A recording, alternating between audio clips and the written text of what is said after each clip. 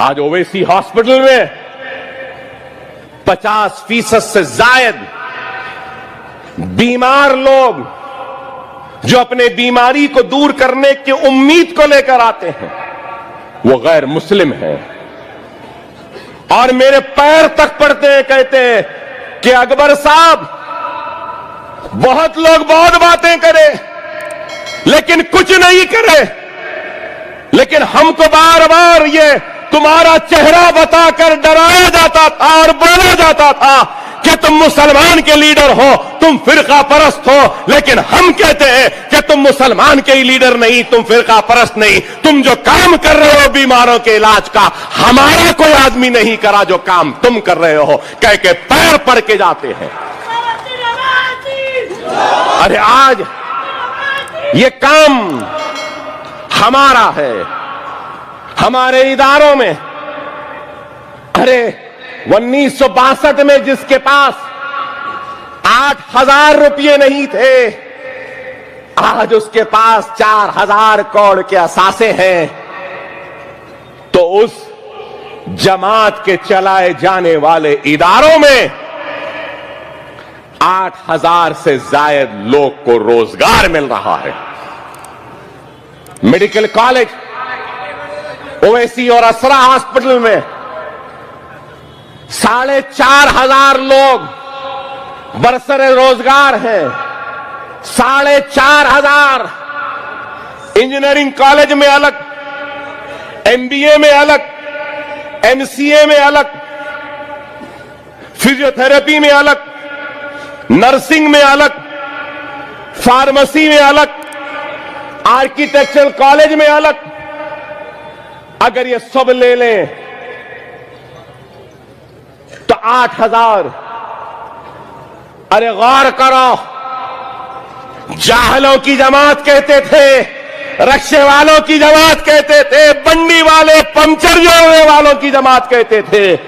ارے دیکھ لو پڑھے لکھے جاہلوں، تم نے وہ کام نہیں کیا جو ہم جاہلوں نے وہ کام کیا۔ 8,000 گھروں کو ہم نے روزگار دیا۔ کتنی بڑی انڈسٹری میں تبدیل ہو گئی۔ صرف ماہانہ تنخواہ 4 کروڑ ہے، ماہانہ تنخواہ۔ آپ کو معلوم میڈیکل کالج اویسی و اسرا کا سالانہ بجٹ 200 کروڑ کا ہے، 200 کروڑ تنخواہیں، تعمیر، اکوپمنٹ۔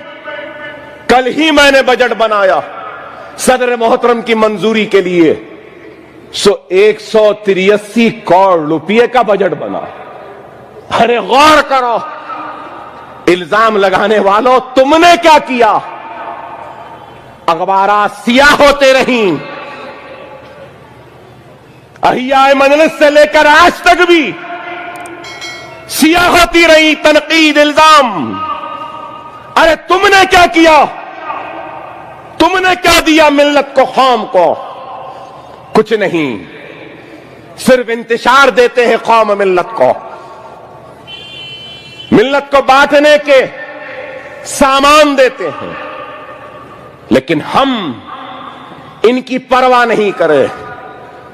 اس 62 برس کی تاریخ میں دشمنوں نے ہم کو ختم کرنے کی منصوبہ بنائی، منصوبہ سازی کی، سازشیں کی۔ جب وہ ناکام ہوئے تو ہماری صفوں سے بھی بعض لوگوں کو چن کر ہم کو ختم کرنے کے لیے استعمال کیا۔ ایک مرتبہ نہیں، تاریخ مجلس کی کہ کئی مرتبہ غداری ہوئی، لیکن صدر مجلس چاہے وہ فخر ملت علیہ رحمہ ہو یا سالار ملت ہو، اس غداری کی پرواہ نہیں کی۔ فخر ملت کے دور میں بھی غداری ہوئی تھی، مجھے یاد ہے سالار نے مجھ سے کہا تھا، میاں میں نے اس غداری کے بعد دارالسلام میں صدور و معتمدین کے जलसे में कहा था अगर ये गद्दारी कर ले तो कोई बात नहीं, वो गद्दारी कर ले तो कोई बात नहीं।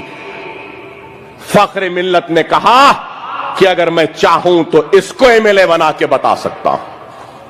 मतलब दारुस्सलाम में फख्र मिल्लत की खिदमत करने वाले खादिम के तरफ, दारुस्सलाम के चपरासी के तरफ अपनी उंगली बताकर बताई थी कि अगर मैं चाहूं तो इसको एमएलए बनाकर बता सकता।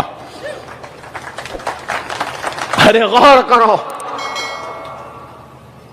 हुई हैं गद्दारियां, लेकिन अल्हम्दुलिल्लाह मजलिस जिस दिन से कायम हुई है, न सिर्फ अपने दुश्मनों को शिकस्त देती गई बल्कि गद्दारों को भी मसलते हुए अपने मुकाम पे ना सिर्फ खड़ी है बल्कि आज मजलिस बुलंद वो बुलंद होती जा रही है।